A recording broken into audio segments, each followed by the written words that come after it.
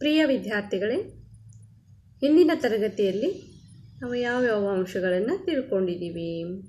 ದುರ್ಗಸಿಂಹ ಕವಿಯ ಪರಿಚಯ, ವೃಕ್ಷಸಾಕ್ಷಿ ಪಾಠದಲ್ಲಿ ಬರುವಂತಹ ಪಾತ್ರಗಳು, ಹಾಗೆ ಪಾಠದ ಆಶಯ, ನಾಲ್ಕನೆಯದಾಗಿ ಮಧುರಾ ನಗರಕ್ಕೆ ಹಿಂದಿರುಗಿದ ಧರ್ಮಬುದ್ಧಿ ಮತ್ತು ದುಷ್ಟಬುದ್ಧಿ.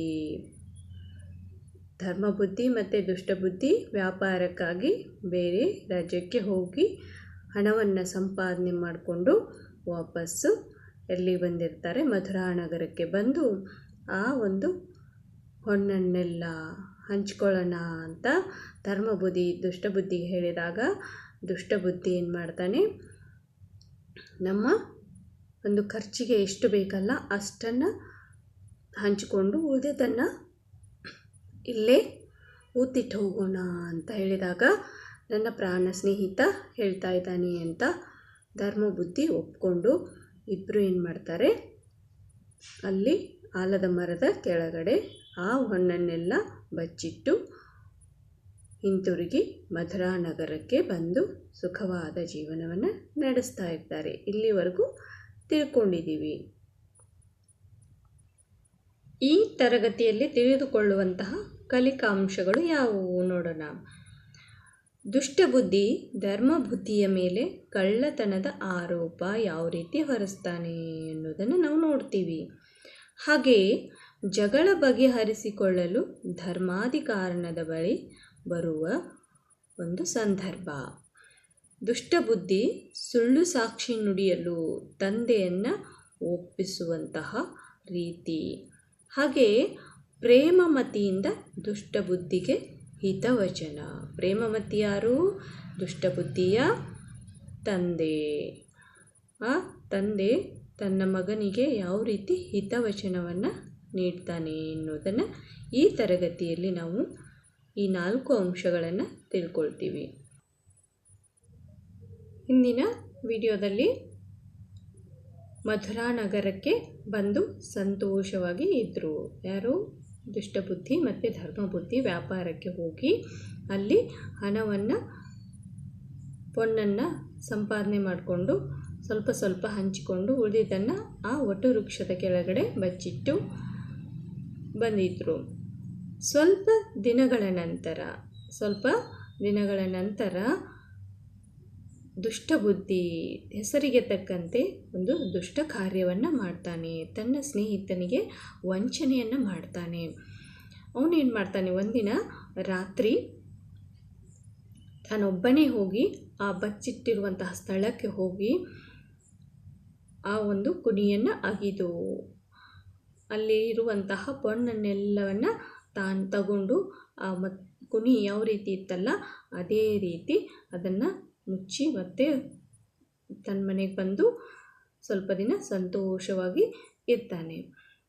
ಇನ್ನು ತನ್ನ ಮೇಲೆ ಅಪವಾದ ಬರುತ್ತೆ ಅಂತ ಅಂದ್ಕೊಂಡು ಒಂದಿನ ಏನು ಮಾಡ್ತಾನೆ, ತನ್ನ ಸ್ನೇಹಿತನ ಮನೆಗೆ ಹೋಗ್ತಾನೆ. ದುಷ್ಟಬುದ್ಧಿ ಧರ್ಮಬುದ್ಧಿಯ ಮನೆಗೆ ಬಂದು ಹೇಳ್ತಾನೆ, ನನ್ನ ಹತ್ರ ಇರುವಂತಹ ಖರ್ಚಿಗೆ ನಾವಿಬ್ಬರು ಹಂಚ್ಕೊಂಡಿದ್ವಲ್ವ, ಆ ಹಣ ಖಾಲಿಯಾಗಿದೆ, ಮುಗಿದೋಗಿದೆ, ನನ್ನಲ್ಲಿ ಖರ್ಚಿಗೆ ಹಣ ಇಲ್ಲ. ಅದಕ್ಕೋಸ್ಕರ ನಾವು ಬಚ್ಚಿಟ್ಟಿರುವಂತಹ ಆ ಹಣವನ್ನು ಪೊನ್ನನ್ನು ನಾವೇನು ಮಾಡೋಣ, ಮತ್ತೆ ಹಂಚ್ಕೊಳ್ಳೋಣ, ತಗೊಳ್ಳೋಣ ಬಾ ಅಂತ ಕರೀಲಿಕ್ಕೆ ಬರ್ತಾನೆ. ಖರ್ಚಿಗೆ ಹಣ ಇಲ್ಲ ಅಂತಂದಮೇಲೆ ಆ ಧರ್ಮಬುದ್ಧಿ ಏನು ಮಾಡ್ತಾನೆ, ಪಾಪ ಅವನ ಜೊತೆ ಹೋಗ್ತಾನೆ. ಇಬ್ಬರು ಸೇರಿ ಆ ಬಚ್ಚಿಟ್ಟಿರುವಂತಹ ಸ್ಥಳಕ್ಕೆ ಬರ್ತಾರೆ. ಬಂದು ಏನು ಮಾಡ್ತಾರೆ, ಅಲ್ಲಿ ಬಚ್ಚಿಟ್ಟಿರುವಂತಹ ಒಂದು ಸ್ಥಳ ಇರುತ್ತಲ್ಲ ಅದನ್ನು ಅಗಿತಾರೆ. ಅಗಿದಾಗ ಅಲ್ಲಿ ಏನೂ ಇರೋದಿಲ್ಲ, ಎಲ್ಲ ಖಾಲಿ ಇರುತ್ತೆ. ಆವಾಗ ಧರ್ಮಬುದ್ಧಿ ಏನಾಗತ್ತೆ, ಆಶ್ಚರ್ಯ ಆಗತ್ತೆ. ಇನ್ನು ಅಪವಾದ ಎಲ್ಲಿ ತನ್ನ ಮೇಲೇ ಬಂದುಬಿಡತ್ತೋ ಅಂತ ಏನು ಮಾಡ್ತಾನೆ, ಕೆರಿಸಲಿಕ್ಕೆ ಶುರು ಮಾಡ್ತಾನೆ. ಇಲ್ಲಿರುವಂತಹ ಪೊನ್ನನ್ನೆಲ್ಲ ನೀನೇ ಕದ್ದಿದ್ದೀಯಾ, ನೀನೇ ತಗೊಂಡಿದ್ದೀಯಾ ಅಂತ ಕಳ್ಳತನದ ಆಪಾದನೆಯನ್ನು ಧರ್ಮಬುದ್ಧಿಯ ಮೇಲೆ ಹೊರಿಸ್ಬಿಡ್ತಾನೆ. ಆ ಕಳ್ಳತನದ ಆಪಾದನೆಯನ್ನು ಧರ್ಮಬುದ್ಧಿಯ ಮೇಲೆ ಯಾವ ರೀತಿ ಹೊರಿಸ್ತಾನೆ ಅನ್ನೋದನ್ನು ಒಂದು ಕಂದ ಪದ್ಯದ ಮೂಲಕ ಇಲ್ಲಿ ತಿಳಿಸಿದ್ದಾರೆ. ಅತಿ ಕುಟಿಲಮಣಂ ಧಣಲು ಬದ್ಧತೆಯಿಂದ ದುಷ್ಟಬುದ್ಧಿ ನುಡಿದಂ ಪುಸಿಯಂ ಮತಿಗೆಟ್ಟು ತಸ್ಕರಶ್ಯಾನೃತಂ ಬಲಂ ಎನಿಪ ವಾಕ್ಯಂ ನೆನೆಯುತ್ತಂ. ಅತಿಯಾದಂತಹ ಮೋಸದ ಮನಸ್ಸಿನಿಂದ, ಹಣದ ದುರಾಸೆಯಿಂದ ಬುದ್ಧಿಯನ್ನು ಕೆಡಿಸಿಕೊಂಡು ಮತಿಹೀನನಾಗಿ, ಕಳ್ಳನಾದವನಿಗೆ ಸುಳ್ಳೇ ಬಲ, ಕಳ್ಳನಿಗೆ ಸುಳ್ಳೇ ಬಲ ಅನ್ನೋ ರೀತಿಯಲ್ಲಿ ಅವನೇನು ಮಾಡ್ತಾನೆ, ಆ ಮಾತನ್ನು ನೆನೆಸ್ಕೊಳ್ತಾ ತಾನು ಸುಳ್ಳನ್ನು ಹೇಳ್ತಾನೆ. ಅವನು ಮಾಡದೇ ಇರುವಂತಹ ಧರ್ಮಬುದ್ಧಿ ತುಂಬ ಒಳ್ಳೆಯ ವ್ಯಕ್ತಿ ಇರ್ತಾನೆ. ಅವನು ಮಾಡದೇ ಇರುವಂತಹ ತಪ್ಪನ್ನು ಅವನ ಮೇಲೆ ಹೊರಿಸ್ತಾನೆ. ತಾನು ಮಾಡಿ ಆ ತಪ್ಪನ್ನು ಅವನ ಮೇಲೆ ಹಾಕ್ತಾನೆ. ತಾನು ಅಪರಾಧಿ ಅಂತ ಗೊತ್ತಾಗಬಾರ್ದು ಅಂತ ಇನ್ನೂ ಜಾಸ್ತಿ ಏನು ಮಾಡ್ತಾನೆ, ಆಹಾ ಕೆಟ್ಟೆನೆಂದು ಬಾಯಿ ಬಡ್ಕೊಳ್ತಾನೆ, ಹೊಟ್ಟೆಯನ್ನು ಬಡ್ಕೊಳ್ತಾನೆ. ಧರ್ಮಬುದ್ಧಿಯ ಮೇಲೆ ಕಳುವನ್ನಿಟ್ಟು ಕಾಪಾಡ್ರಿ ಎಂದು ಕಾತರಿಸಿ ಕಿರ್ಚ್ತಾ ಇರ್ತಾನೆ. ನನ್ನನ್ನು ಕಾಪಾಡ್ರಿ, ಇವನು ನನಗೆ ಮೋಸ ಮಾಡ್ದ, ಒಂದನ್ನೆಲ್ಲ ಈತನೇ ತಗೊಂಡಿದ್ದಾನೆ, ನೀನೇ ತಗೊಂಡಿದ್ದೀಯಾ ಅಂತ ಸ್ನೇಹದ ಬಗ್ಗೆನೇ ವಿಚಾರ ಮಾಡ್ದೇನೆ ಕಿರ್ಚ್ತಾ ಇನ್ನು ನಿನ್ನನ್ನು ಸುಮ್ಮನೆ ಬಿಡೋದಿಲ್ಲ, ಈ ವಿಚಾರವನ್ನು ನಾನು ಯಾರ ಹತ್ರ ಹೇಳ್ತೀನಿ, ಊರಿನ ಧರ್ಮಾಧಿಕಾರಿಗಳ ಹತ್ರ ಹೇಳ್ತೀನಿ ಅಂತ ಇಬ್ಬರು ಸೇರಿ ಎಲ್ಲಿಗೆ ಹೋಗ್ತಾರೆ, ಧರ್ಮಾಧಿಕಾರಿಗಳ ಹತ್ರ ಬರ್ತಾರೆ. ಇಬ್ಬರು ಸೇರಿ ಧರ್ಮಾಧಿಕಾರಿ ಹತ್ರ ಬರ್ತಾರೆ. ಬಂದು ಅಲ್ಲಿ ನಡೆದಿರುವಂತಹ ಎಲ್ಲ ವಿಚಾರವನ್ನು ಆ ದುಷ್ಟ ಬುದ್ಧಿ ಧರ್ಮಾಧಿಕಾರಿಗಳ ಹತ್ರ ಹೇಳ್ತಾನೆ. ಅಲ್ಲಿ ಊತಿಟ್ಟಿರುವಂತಹ ಪೊನ್ನನ್ನೆಲ್ಲ ಇವನೇ ತೆಗೆದುಕೊಂಡಿದ್ದಾನೆ ಅನ್ನೋದಕ್ಕೆ ನನ್ನ ಹತ್ರ ಸಾಕ್ಷಿ ಇದೆ. ಅಲ್ಲಿ ನಮ್ಮಿಬ್ಬರನ್ನ ಬಿಟ್ಟರೆ ಮನುಷ್ಯರಂತ ಬೇರೆ ಯಾರೂ ಇರಲಿಲ್ಲ. ಈಗ ನನಗೆ ಅವಶ್ಯ ಇದೆ ಅಂತ ನಾನು ಕೇಳಕ್ಕೆ ಹೋದೆ, ಅಂದರೆ ನಾನು ತಗೊಂಡಿಲ್ಲ, ಹಾಗಾದರೆ ಇವನೇ ತಗೊಂಡಿದ್ದಾನೆ, ಅದಕ್ಕೆ ಅಲ್ಲಿ ಸಾಕ್ಷಿ ಇದೆ ಅಂತ ಹೇಳಿದಾಗ ಧರ್ಮಾಧಿಕಾರಿಗಳು ಹೇಳ್ತಾರೆ, ಅದೇನು ಸಾಕ್ಷಿ ಹೇಳು ಅಂತ ಹೇಳ್ತಾರೆ. ಸಾಕ್ಷಿ ಏನು ಅಂತ ಧರ್ಮಾಧಿಕಾರಿಗಳು ಕೇಳಿದಾಗ, ಆ ಒಂದು ಪೊನ್ನನ್ನು ಬಚ್ಚಿಡುವಾಗ ಅಲ್ಲಿ ಈತನನ್ನು ಮತ್ತು ನನ್ನನ್ನು ಬಿಟ್ಟರೆ ಬೇರೆ ಯಾರೂ ಇಲ್ಲ. ಅಲ್ಲಿ ಇರೋದು ಒಂದು ವಟವೃಕ್ಷ. ಆ ವಟವೃಕ್ಷವೇ ಸಾಕ್ಷಿ, ಈತನೇ ತೆಗೆದುಕೊಂಡಿದ್ದಾನೆ ಅನ್ನೋದಕ್ಕೆ ಆ ವಟವೃಕ್ಷವೇ ಸಾಕ್ಷಿ ಅಂತ ದುಷ್ಟಬುದ್ಧಿ ಹೇಳ್ತಾನೆ. ಆ ವಟವೃಕ್ಷವೇ ಸಾಕ್ಷಿ ಅಂತ ಹೇಳಿದಾಗ ಧರ್ಮಾಧಿಕಾರಿಗಳಿಗೆ ಮತ್ತು ಅಲ್ಲಿದ್ದವರಿಗೆ ಎಲ್ಲರಿಗೂ ಕೂಡ ಆಶ್ಚರ್ಯ ಆಗತ್ತೆ. ಇದು ಕೇಳದೇ ಇರುವಂತಹದ್ದು, ಹಿಂದೆಂದೂ ಕೇಳದೇ ಇರುವಂತಹ ಒಂದು ವಿಷಯ ಆಗಿರುವುದರಿಂದ ಎಲ್ಲರಿಗೂ ಆಶ್ಚರ್ಯ ಆಗತ್ತೆ. ಗಿಡ ಮಾತಾಡತ್ತೆ, ಗಿಡ ಸಾಕ್ಷಿ ಹೇಳುತ್ತೆ ಅಂದರೆ ಎಲ್ಲರಿಗೂ ಆಶ್ಚರ್ಯ ಆಗೇ ಆಗತ್ತೆ. ಆವಾಗ ಅವ್ರೇನು ಹೇಳ್ತಾರೆ, ಧರ್ಮಬುದ್ಧಿಯನ್ನು ಕರೆದು ಹೇಳ್ತಾರೆ, ನೀನು ಈ ಸಾಕ್ಷಿಯನ್ನು ಒಪ್ಕೊಳ್ತೀಯಾ ಅಂತ ಹೇಳಿದಾಗ ಧರ್ಮಬುದ್ಧಿ ಹೇಳ್ತಾನೆ, ಮನುಷ್ಯನ ಒಂದು ಅಪರಾಧವನ್ನು, ಒಳ್ಳೆತನವನ್ನು, ಕೆಟ್ಟತನವನ್ನು ಆ ದೇವರು ನಿರ್ಧಾರ ಮಾಡ್ತಾನೆ. ಆದರೆ ಇಲ್ಲಿ ಒಂದು ವೃಕ್ಷ ಸಾಕ್ಷಿ ಹೇಳುತ್ತೆ ಅಂತಂದರೆ ನನಗೆ ನಂಬಕ್ಕೆ ಆಗ್ತಾನೇ ಇಲ್ಲ ಅಂತ ಅವನು ಹೇಳ್ತಾನೆ. ಧರ್ಮಬುದ್ಧಿ ಯಾರಿಗೆ ಹೇಳ್ತಾನೆ, ಧರ್ಮಾಧಿಕಾರಿಗಳಿಗೆ ಹೇಳ್ತಾನೆ.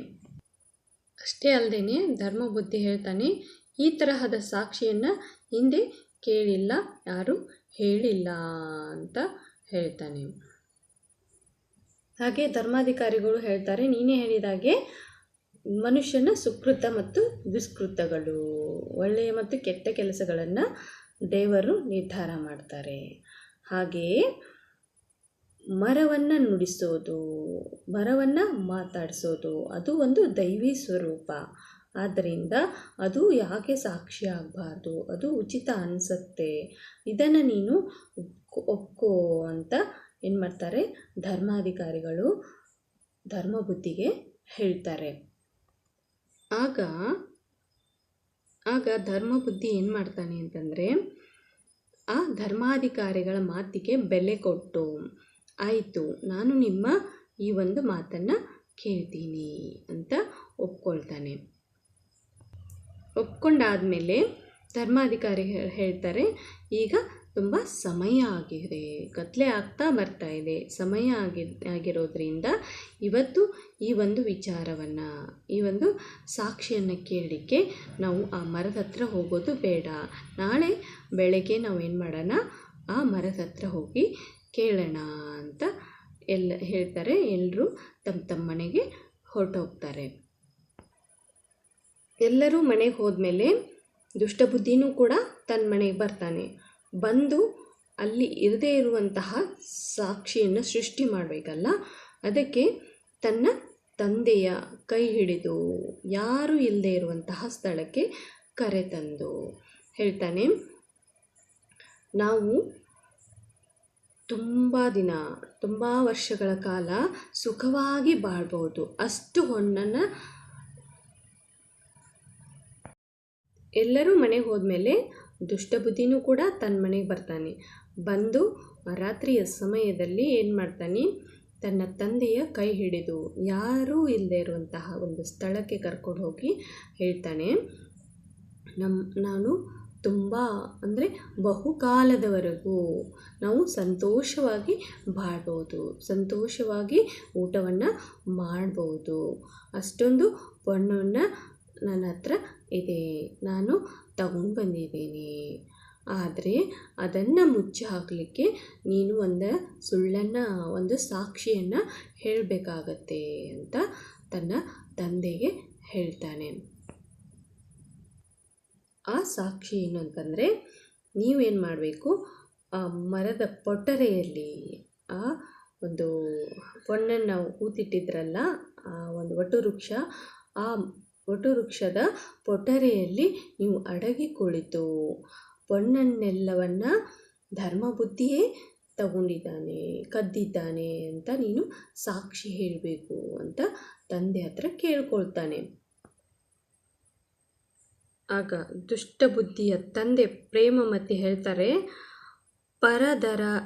ಪರಧನಹರಣ, ಬೇರೆಯವರ ಹಣವನ್ನು ಕದಿಯೋದು, ಹಾಗೆ ವಿಶ್ವಾಸಘಾತಕತನ ಮಾಡೋದು, ಸ್ವಾಮಿ ದ್ರೋಹ, ನೀನು ನಿನ್ನ ಸ್ನೇಹಿತನಿಗೆ ಮೋಸ ಮಾಡ್ತಾ ಇರೋದು, ಇದ್ಯಾವುದು ಕೂಡ ನಮ್ಮ ವ್ಯಕ್ತಿತ್ವಕ್ಕೆ, ನಿನ್ನ ವ್ಯಕ್ತಿತ್ವಕ್ಕೆ ಒಳ್ಳೆಯದಲ್ಲ, ಇವ್ಯಾವು ಕೂಡ ಒಳ್ಳೆಯದಲ್ಲ.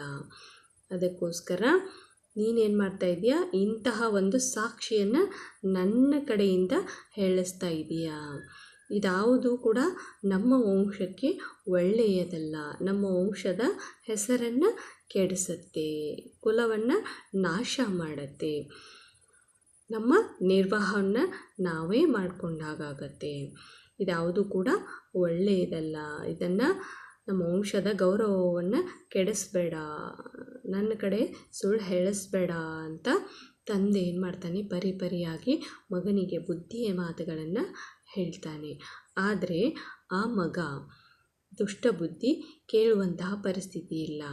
ಇದೆಲ್ಲವನ್ನು ನೀನು ನನಗೆ ಉಪದೇಶ ಮಾಡಬೇಡ, ಈಗ ನೀನೇನು ಮಾಡು, ನಾನು ಹೇಳುವಂತಹ ಆ ಒಂದು ಸಾಕ್ಷಿಯನ್ನು ಮಾತ್ರ ನೀನು ಹೇಳು ಅಂತ ಹೇಳ್ತಾ ಇರ್ತಾನೆ. ನಾನು ಹೇಳಿದಾಗೆ ಕೇಳು ಅಂತ. ಅವರು ತಂದೆ ಮಗ ಅಂದರೆ ದುಷ್ಟಬುದ್ಧಿ ಮತ್ತು ಪ್ರೇಮಮತಿ ಇಷ್ಟೆಲ್ಲ ಮಾತಾಡೋದ್ರೊಳಗೆ ಆ ಒಂದು ಕತ್ತಲೆ ಯಾವ ರೀತಿ ಆವರಿಸ್ತು ಅನ್ನೋದನ್ನು ಕವಿ ಇಲ್ಲಿ ಒಂದು ಕವಿತೆಯ ಮೂಲಕ, ದುರ್ಗಸಿಂಹ ಲೇಖಕರು, ಕೃತಿಕಾರ ಯಾವ ರೀತಿ ವರ್ಣಿಸಿದ್ದಾರೆ ಅಂತಂದರೆ, ಭೂಮಿಯನ್ನು ಕ್ರಮಕ್ರಮವಾಗಿ ಆವರಿಸಿದೆ ವಿಸ್ತಾರವಾದಂತಹ ಆ ಆಕಾಶದಲ್ಲಿ ದಿಗಂತವನ್ನು ಮುಚ್ಚಲ್ಪಟ್ಟಂತಹ ದಿಕ್ಕುಗಳು, ಎಲ್ಲ ದಿಕ್ಕುಗಳನ್ನು ಆ ಕತ್ತಲೆ ಆವರಿಸ್ತಾ ಬರ್ತಾ ಇದೆ. ಎಲ್ಲವನ್ನ ಮರೆಮಾಡಿದ ಕಣ್ಣಿನ ನೋಟವು ಕಪ್ಪಾದ ದುಂಬಿಯಂತೆ, ದುಂಬಿ ಚಿಟ್ಟೆ ದಟ್ಟವಾದ ಕಾಡಿಗೆಯಷ್ಟು, ಕಾಡಿಗೆಯನ್ನು ನೋಡಿದರಲ್ಲ, ಆ ಕಾಡಿಗೆಯಷ್ಟು ಕಪ್ಪಾದಂತಹ ಕತ್ತಲೆ ಆವರಿಸಿದೆ. ಹಾಗೆ ಕಪ್ಪಾದ ಮೋಡಗಳು, ದಟ್ಟವಾದ ಕಾಡಿಗೆಯಷ್ಟು ಕಪ್ಪಾದ ಮೋಡಗಳು, ಸಮೂಹದಂತೆ, ಕೋಗಿಲೆಯಂತೆ. ಆ ಕೋಗಿಲೆ ಎಷ್ಟು ನೋಡಲಿಕ್ಕೆ ಕಪ್ಪಾಗಿರತ್ತಲ್ಲ, ಅದೇ ರೀತಿ ಕಪ್ಪಾಗಿ, ಕತ್ತಲೆ ತುಂಬ ಕಗ್ಗತ್ತಲೆ ಅಂತ ಹೇಳ್ತೀವಲ್ಲ, ವಿಷ್ಣುವಿನ ದೇಹದ ಕಾಂತಿಯಂತೆ. ಆ ವಿಷ್ಣುವಿನ ದೇಹದ ಕಾಂತಿ ಕಪ್ಪಾಗಿರುತ್ತಲ್ಲ, ಆ ರೀತಿಯಲ್ಲಿ. ಹಾಗೆಯೇ ನೀಲಕಂಠನ ಕುತ್ತಿಗೆಯ ಬಣ್ಣದಂತೆ. ನೀಲಕಂಠ ಅಂತಂದರೆ ಈಶ್ವರನ ಆ ಕುತ್ತಿಗೆಯಲ್ಲಿರುವಂತಹ ಬಣ್ಣ ಕಪ್ಪಾಗಿರುತ್ತೆ. ಹಾಗೆ ಈ ರೀತಿ ಎಲ್ಲ ಆ ಒಂದು ಕತ್ತಲೆಯನ್ನು ಅವರಿಬ್ಬರು ಮಾತಾಡ್ತಾ ಕತ್ತಲೆ ಯಾವ ರೀತಿ ಆವರಿಸ್ತು ಅದನ್ನು ಯಾವುದ್ಯಾವುದಕ್ಕೆ ಹೋಲಿಸಿದ್ದಾರೆ? ಚಿಟ್ಟೆಗೆ, ಮೋಡಕ್ಕೆ, ಕೋಗಿಲೆಗೆ, ವಿಷ್ಣುವಿನ ದೇಹದ ಕಾಂತಿಗೆ, ಹಾಗೆಯೇ ಈಶ್ವರನ ನೀಲಕಂಠನ ಕುತ್ತಿಗೆಯ ಕಂಠದಲ್ಲಿರುವಂತಹ ಬಣ್ಣಕ್ಕೆ. ಈ ರೀತಿ ಆ ಒಂದು ಕತ್ತಲೆಯನ್ನು ದುರ್ಗಸಿಂಹ ಹೋಲಿಸಿದ್ದಾರೆ. ಅಂತೂ ಕಗ್ಗತ್ತಲೆ ಆವರಿಸಿತ್ತು. ಆ ಕಗ್ಗತ್ತಲೆಯಲ್ಲಿ ದುಷ್ಟಬುದ್ಧಿ ತನ್ನ ತಂದೆಯನ್ನು ಕೊಲ್ಲದೆ ಬಿಡೆನು ಎಂಬಂತೆ ಏನು ಮಾಡ್ತಾನೆ, ಅವನ್ನ ಕೊಲ್ಲದೇನೆ ಬಿಡೆನು ಎನ್ನುವಂತೆ ಏನು ಮಾಡ್ತಾನೆ, ಕರೆದುಕೊಂಡು ಹೋಗಿ, ಅವನಿಗೆ ಒಪ್ಪಿಗೆ ಇಲ್ಲದಿದ್ರೂ, ತಂದೆಗೆ ಒಪ್ಪಿಗೆ ಇಲ್ಲದೆ ಇದ್ರೂ ಕೂಡ ಏನು ಮಾಡ್ತಾನೆ, ಆ ತಂದೆಯನ್ನು ಮಾರಿಯ ಮನೆಗೆ ಹರಕೆಯ ಕುರಿಯನ್ನು ಬಲಿ ಕೊಡೋ ರೀತಿಯಲ್ಲಿ ಏನು ಮಾಡ್ತಾನೆ, ಆ ತಂದೆಯನ್ನು, ಪಾಪ ಆ ತಂದೆಯನ್ನು ಎಳ್ಕೊಂಡು ಹೋಗ್ತಾನೆ. ಮಾರಿಗೆ ಹರಕೆಯ ಕುರಿಯನ್ನು ಬಲಿ ಕೊಡೋ ರೀತಿಯಲ್ಲಿ ಅವನ್ನ ಕರ್ಕೊಂಡು ಹೋಗಿ ಆ ಮರದ ಪೊಟರೆಯೊಳಗೆ ಸೇರಿಸ್ತಾನೆ. ಆಲದ ಮರದ ಪೊಟರೆಯ ಒಳಗಕ್ಕೆ ಅವನ್ನ ಕಳಿಸ್ಬಿಡ್ತಾನೆ. ಆಗ ಅವನೇನು ಮಾಡ್ತಾನೆ, ಈಗ ನಾನು ಗೆದ್ದೆನು ಅಂತ ಸಂತಸ ಪಟ್ಕೊಳ್ತಾನೆ. ತಂದೆಯನ್ನು ಮರದ ಪೊಟರೆಯೊಳಗೆ ಸಿಗಿಸಿ ತಾನು ಈಗ ಸಂತೋಷ ಆಯಿತು, ನನ್ನ ತಂದೆ ಸಾಕ್ಷಿ ಹೇಳ್ತಾನೆ, ಈ ಜಗಳದಲ್ಲಿ ನಾನು ಗೆಲ್ತೀನಿ ಅಂತ ಸಂತೋಷ ಪಟ್ಕೊಂಡು ಮನೆಗೆ ಹೋಗಿ ಸಂತೋಷವಾಗಿ ನಿದ್ರೆಯಲ್ಲಿ ಜಾರ್ತಾನೆ, ನಿದ್ರೆಯಲ್ಲಿ ಆಸಕ್ತನಾಗ್ತಾನೆ. ವಿದ್ಯಾರ್ಥಿಗಳೇ, ಇಷ್ಟು ವಿಚಾರವನ್ನು ಈ ತರಗತಿಯಲ್ಲಿ ತಿಳ್ಕೊಂಡಿದ್ದೀರಾ. ಮುಂದಿನ ತರಗತಿಯಲ್ಲಿ ಮತ್ತಷ್ಟು ವಿಚಾರವನ್ನು ನಾವೀಗ ತಿಳ್ಕೊಳ್ಳೋಣ.